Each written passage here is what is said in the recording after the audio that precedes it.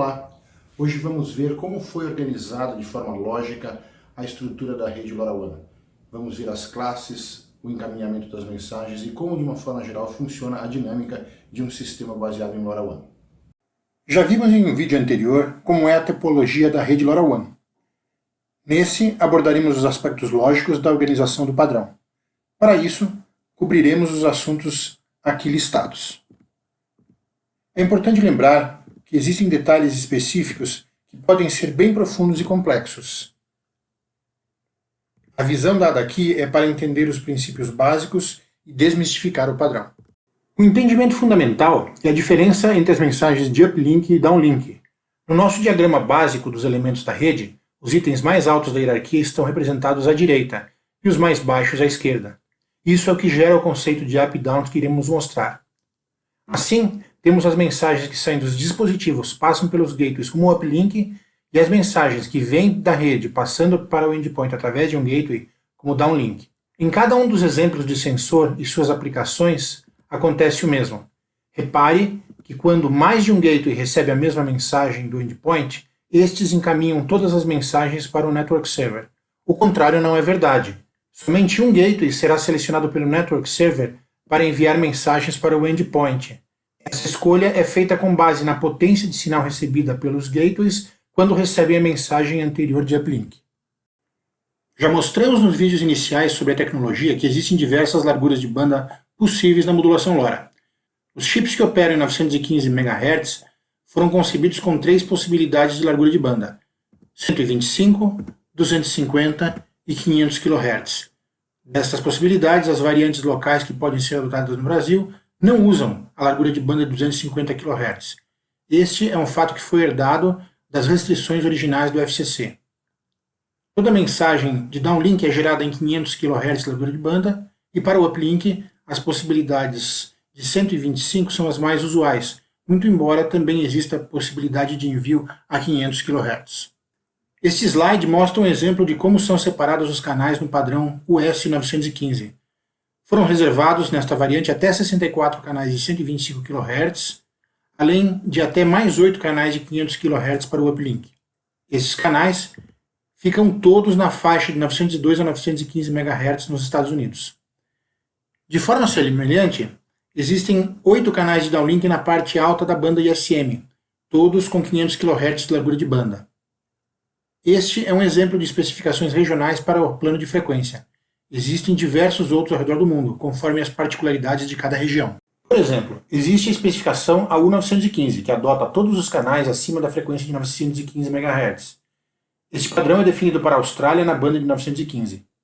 Os canais de uplink, em mesmo número que dos Estados Unidos, começam logo após essa frequência. Os canais de downlink estão na mesma região que mostramos anteriormente. Diversos países da América Latina, incluindo o Brasil, podem usar variações dos planos de frequência existentes, desde que todos os aspectos de regulamentação local sejam observados com cuidado. Trataremos depois, em outro vídeo, das razões para essas diferenças de posição dos canais ao redor do mundo. Por enquanto, é suficiente saber que existem canais específicos para mensagens que sobem e que descem na hierarquia do LoRaWAN. A LoRa Alliance define um conjunto completo de canais para uso no padrão, aqui representado pela variante australiana. Vamos simplificar e aproximar o diagrama de espectro para facilitar a visualização. Observem que os canais de uplink são agrupados por cor em conjuntos de 8 canais nesse diagrama. Se removermos os canais mais altos e ficarmos somente com os 8 canais mais baixos, sobra o que aparece nesse gráfico. São 8 canais de uplink e 8 canais de downlink.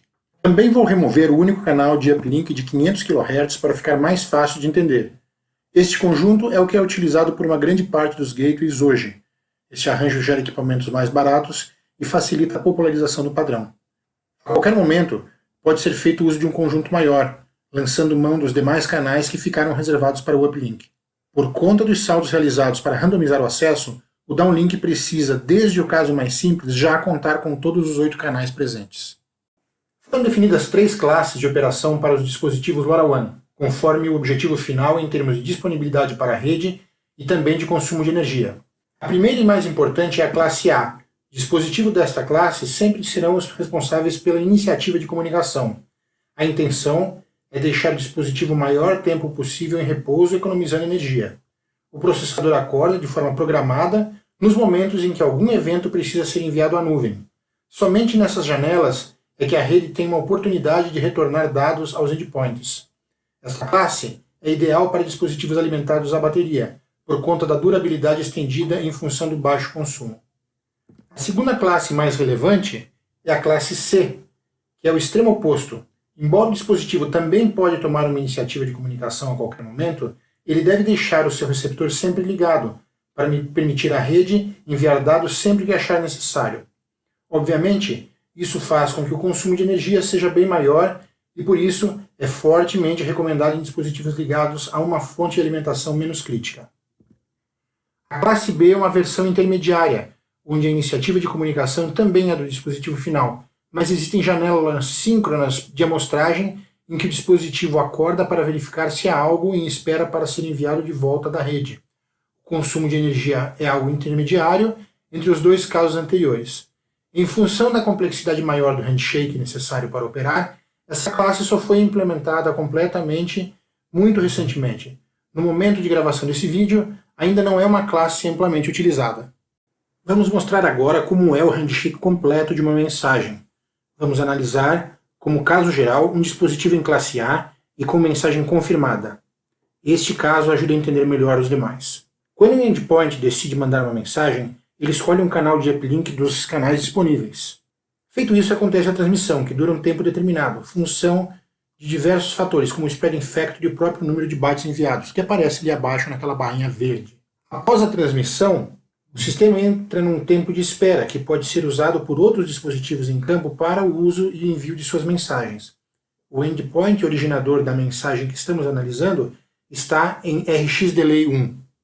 Quando o tempo de espera acaba, o endpoint abre seu receptor na frequência correspondente de downlink, que é sempre igual em número ao do canal utilizado no TX, dentro do grupo da primeira janela.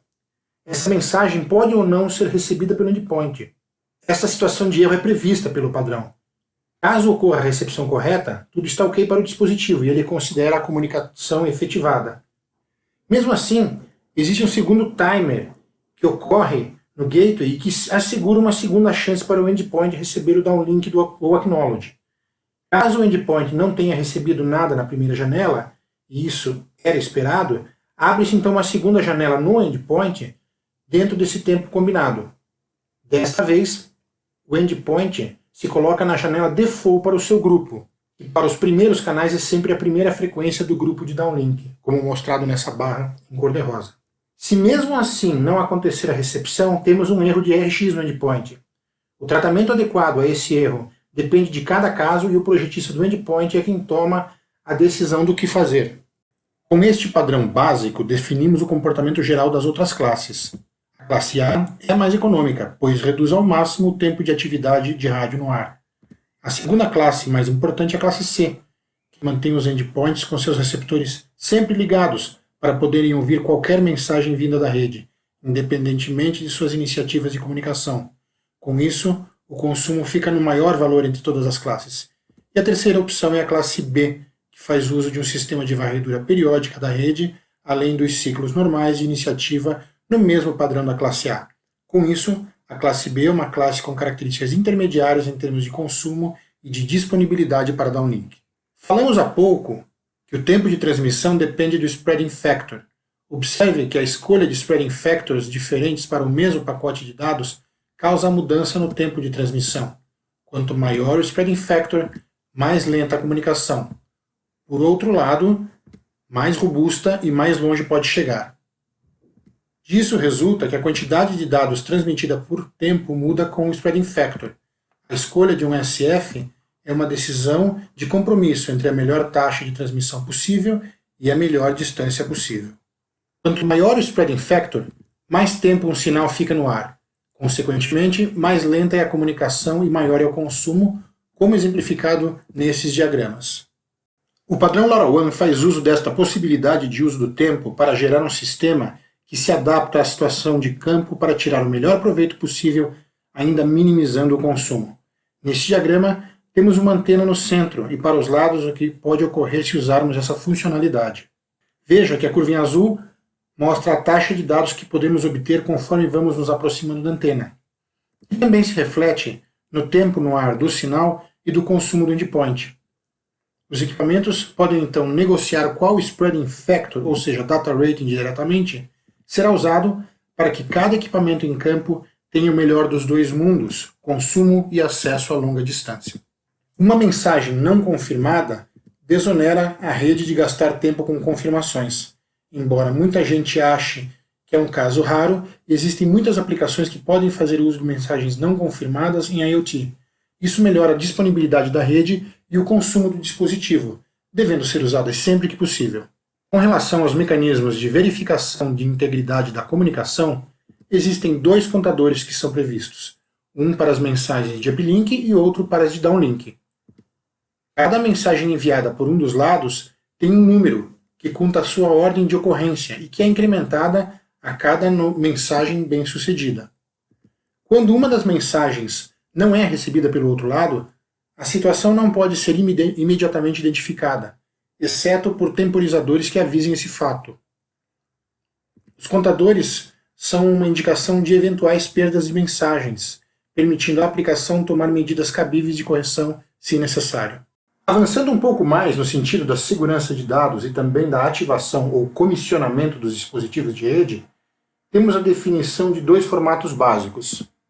Over-the-Air Activation, que por suas características possui uma segurança maior, facilita o comissionamento em massa e flexibiliza o gerenciamento dos dispositivos, e também ABP, Activation by Personalization, que é menos seguro do ponto de vista de chaves, mas que permite uma comunicação mais imediata e simples. Vamos mostrar aqui como estas duas formas de ativação funcionam. Imaginemos que o diagrama a seguir tem o tempo correndo na vertical, de cima para baixo, e que o endpoint e o gateway são as duas colunas em azul e cor-de-rosa nesse gráfico. Numa comunicação OTA, temos alguns identificadores básicos que precisam existir para que seja possível iniciar uma requisição de join na rede, que responde com uma confirmação e permite que um conjunto de chaves seja gerado a partir do sucesso desta ativação. Estas chaves, geradas dinamicamente e renovadas a cada vez que acontece um join em OTA, é exatamente aquilo que o modo ABP utiliza como critério básico para operar, e o que a gente mostra na parte de baixo do diagrama. Em ABP, as chaves são fixas e permitem ao dispositivo iniciar a comunicação imediatamente, porém sem a possibilidade de renovação das mesmas como ocorre com o OTA. Ou seja, toda comunicação de dados precisa dessas três chaves, o Dev Address, o Network Session Key e o Application Session Key. No ABP, essas chaves são geradas a partir de um processamento manual do usuário dentro do sistema, enquanto que no modo OTA isso é feito previamente através de uma transação que envolve o Join Request e a aceitação da rede, como é representado nesse diagrama. O último aspecto que vamos cobrir aqui é exatamente como estas chaves são usadas para gerar a segurança de rede nativa em LoRaWAN. Toda mensagem LoRaWAN é feita por um header, um payload criptografado e uma assinatura. Tanto o payload é criptografado com a ES128, quanto a assinatura do frame é gerada pelo mesmo algoritmo. Aqui mostramos a fórmula que é usada pelo padrão para gerar essas chaves, onde os nonces são responsáveis pela randomização de cada chave. O mesmo acontecendo com a chave de rede, que é usada na assinatura do pacote com sua fórmula própria. Hoje nós mostramos mais um aspecto importante a respeito da comunicação em LoRaWAN. Mostramos como as coisas são organizadas logicamente dentro da estrutura desse padrão de rede. Até a próxima.